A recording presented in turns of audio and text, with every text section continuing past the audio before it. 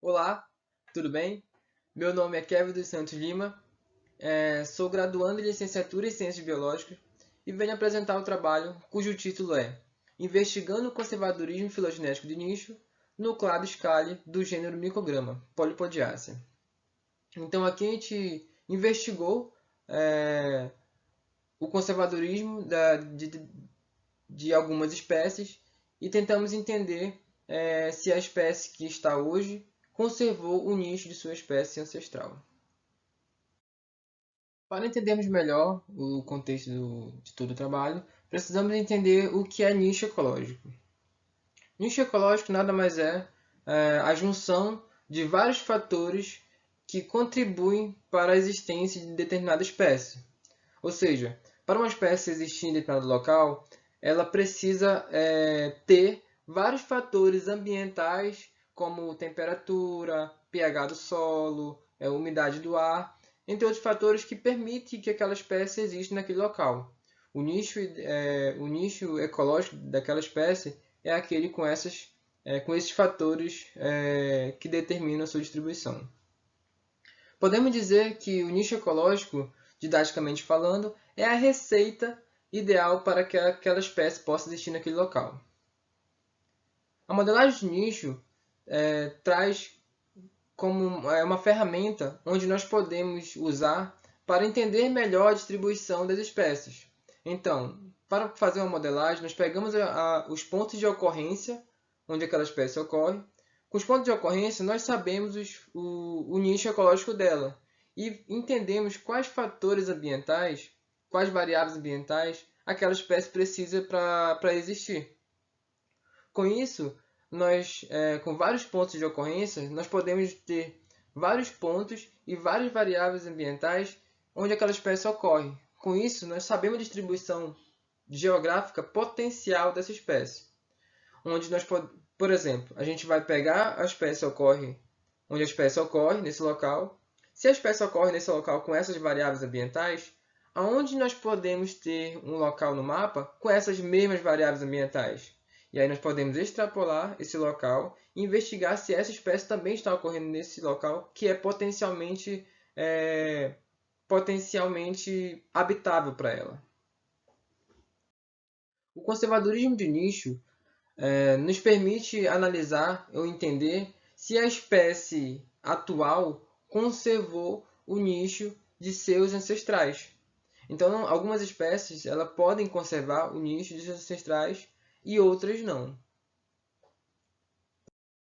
O grupo de estudo que estamos trabalhando são samambaias do gênero Micograma, onde dentro desse gênero tem 30 espécies, preferencialmente epífitas, ou seja, que vivem em árvores, como nessa foto, como nas fotos podemos observar, e são de florestas tropicais. Ocorre em toda a região neotropical, desde a Argentina até a Flórida. Dentro do gênero Micograma, nós temos um subgrupo chamado clado Scali. Clado é uma linhagem específica com características de determinado grupo, onde são chamados de grupos irmãos. Essas espécies elas são próximas filogeneticamente falando, só que com umas variações ambientais que nos permite fazer essa análise do conservadorismo de nicho. Então, esse grupo foi escolhido com essa determinação por ser um grupo ideal para nossas análises. Nosso objetivo é testar o conservadorismo de nicho ambiental dessas espécies e entender melhor, né, usando a modelagem de nicho em um contexto filogenético comparativo. Foi utilizada a árvore filogenética resultante das análises do estudo de Almeida et al., 2021, onde ela analisou todo o gênero e nós selecionamos esse grupo em específico por ter essas características falada antes.